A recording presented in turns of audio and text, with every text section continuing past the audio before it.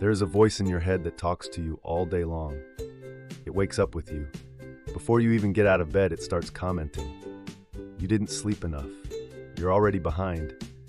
Today is going to be stressful.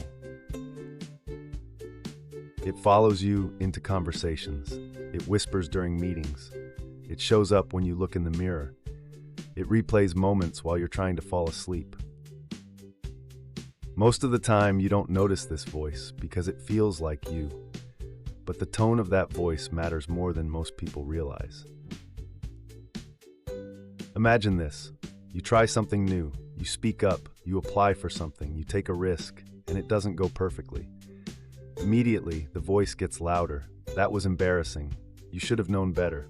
Why do you always do this? Everyone else is more capable than you. That voice is called the inner critic. The inner critic sounds convincing. It sounds intelligent.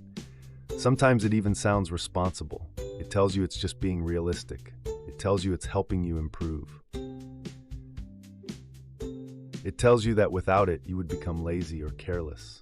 But let's slow down. Where did this voice come from? No one is born hating themselves. As children, we try things without worrying how we look. We fall, we get up.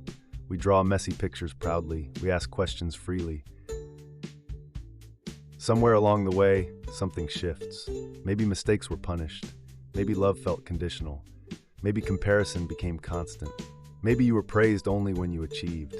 Maybe someone spoke to you harshly. And over time, that voice moved inside. The brain is protective.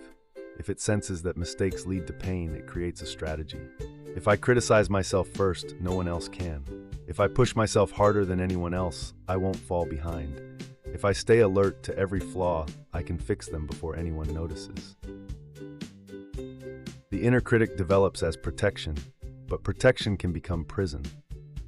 Think about how your body feels when the critic speaks. Your chest tightens, your shoulders lift, your stomach knots, your breathing changes. The nervous system reacts as if you are under threat. And in a way you are, because the threat isn't the mistake. The threat is shame. The critic doesn't just point out behavior, it attacks identity. You made a mistake becomes you are a mistake. That didn't work becomes you never get anything right.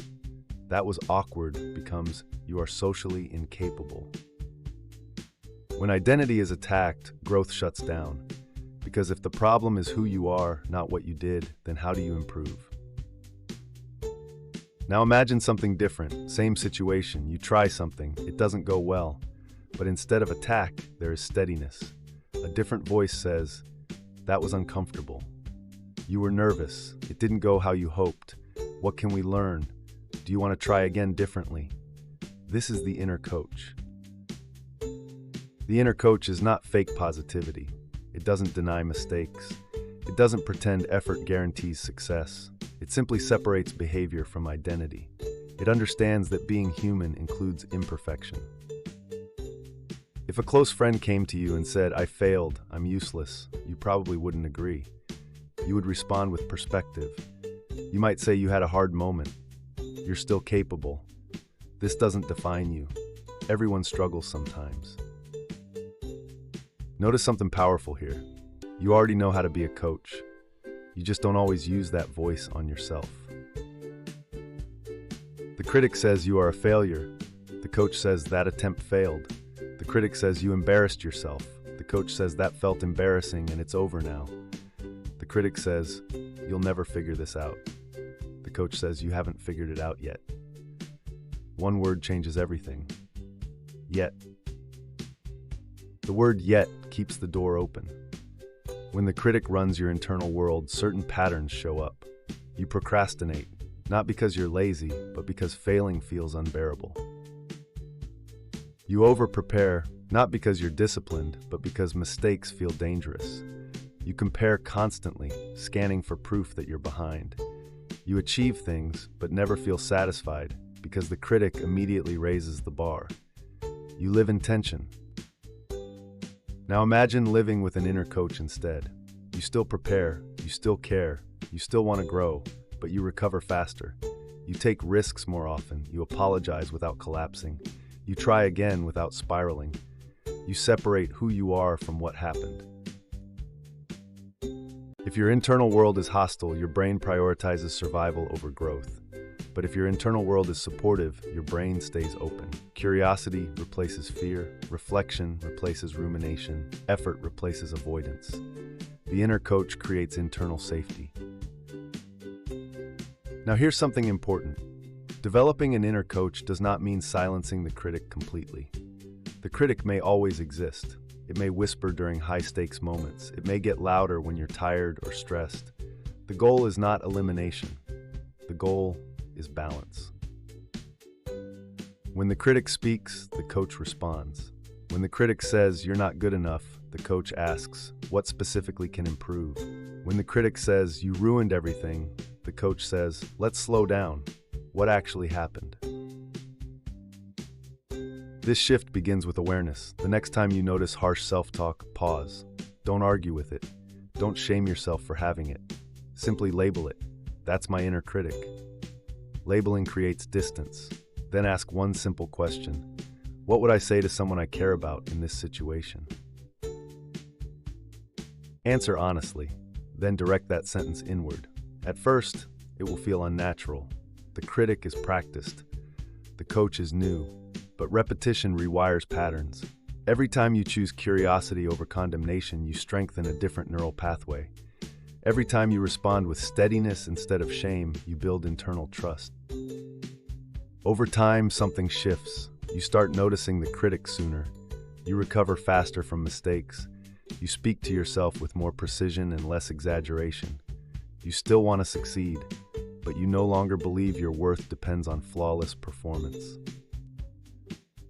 You begin to understand something profound. You can hold yourself accountable without holding yourself in contempt. You can desire growth without despising where you are. You can be honest about your weaknesses without turning them into identity.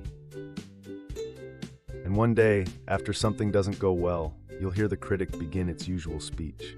But before it finishes, another voice steps in. Calm, grounded, steady. It's okay, this is part of learning. You are still worthy.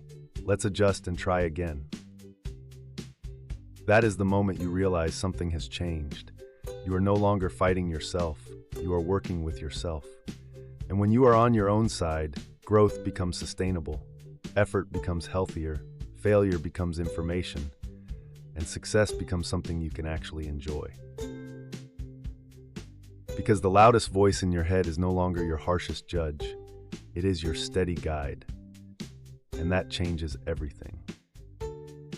You can read these slowly, leaving space between each one. Take a moment to think about this.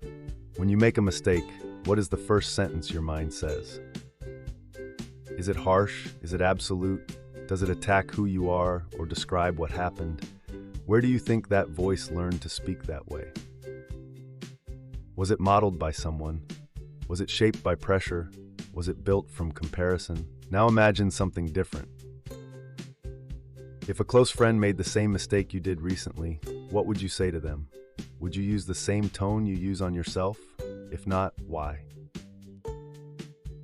What would change in your life if your inner voice sounded 10% more supportive? Not fake, not overly positive, just 10% more fair. Where might you take more risks? Where might you recover faster? Where might you feel lighter? This week, notice one moment when your inner critic shows up. Just one. Pause, label it, and respond with one sentence from your inner coach. You don't need to silence the critic completely. Just don't let it be the only voice in the room. And remember, growth feels very different when you are on your own side.